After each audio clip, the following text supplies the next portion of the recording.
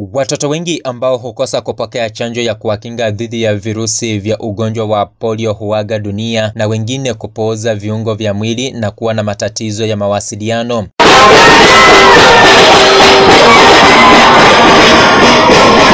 Ulimwengu ulipoadhimisha siku ya polio, taifa la Kenya lilisifika pakubwa kwa kuweka juhudi za kupigana vita dhidi ya ugonjwa hatari wa polio. Daktari Juliet Nabionga ni msimamizi wa shirika la afya duniani tawi la Kenya.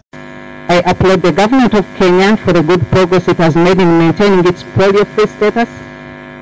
Kenya has ensured that all children are reached with vaccines through routine immunization as well as through vaccination campaigns.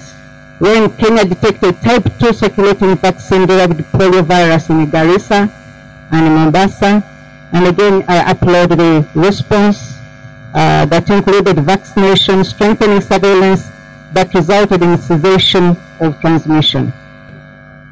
It does provide an opportunity to recognize the importance of immunization against all vaccine-preventable diseases, including polio. For over 40 years, Rotarians have never wavered in fulfilling our commitment to the children of the world to end polio. The world can only overcome the latest hurdles to reach the full eradication of polio if efforts to reach and vaccinate children receive resources and commitment from government, donors, multilateral organizations and local communities. Two countries that are still struggling with polio, that's Afghanistan and Pakistan. So our efforts need to continue not only in Kenya but also globally. Ili taifa la Kenya liweze kufanikisha vita dhidi ya virusi vya ugonjwa hatari wa polio, wito ulitolewa kwa idara ya usalama kuhakikisha kuwa kila mgeni ambaye anazuru taifa hili ni lazima awe amepokea chanjo ya polio. Vilevile uboreshaji wa mazingira pia ni jambo ambalo lilipigiwa upatu kwenye kongamano la kuadhimisha siku ya polio duniani. Children need protection because they are the future and they are the future ambassadors. Nature is a way of protecting children because let's say there's a civil war or something and the children are hiding and the bushes are really green. Children can hide in the bushes and be protected.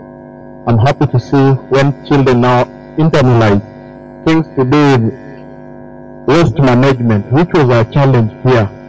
I can tell you plastic used to be a problem, but now at least through cooperation from our clans and partners, we now do things which are accepted when it comes to conservation issues. Daktari Njukuna kutoka Wizara ya Mazingira, naye Daktari Francis Kuria kutoka Wizara ya Afya nchini Kenya wakiwataka wa Kenya kutilia mkazo swala la kuboresha mazingira na kuripoti visa vyovyote vilivyo na dalili za ugonjwa wa polio. Is to stand with the youth and the children and protect them from this disease because it can debilitate a whole lifetime. I will not talk about the symptoms. Personally and from the ministry, we know that we've been carrying out tree planting campaigns, we've been carrying out cleanups, and I want to appreciate the Rotary Club for the activities that we've been doing in terms of environmental cleaning and also the campaigns. I know you also have a tree planting. The government of Kenya and the Ministry of Health wishes to applaud the Rotary International and members from all over the world who have come together to support and recognize our progress in our fight to end polio and talk about the action we need to take in order to end polio for good. The Ministry recognizes the number theme for this year, delivering on our promise of a polio-free world. As a government, we've used our collective strength to defeat this devastating disease in almost every part of the country. Taifa la Kenya linapotangazwa kuwa huru kutokana na visa vya polio, licha ya virusi hivyo kuripotiwa mwezi Februari mwaka huu, kote duniani lindi la ugonjwa wa polio linayakumba mataifa ya Afghanistan na Pakistan. Shirika la afya duniani na UNICEF zikionya kuwa taifa la Kenya limo hatarini iwapo mikakati mahususi haitawekwa kukabiliana na janga la polio. Emmanuel Kilongi, Runinga ya Magharibi, Nairobi.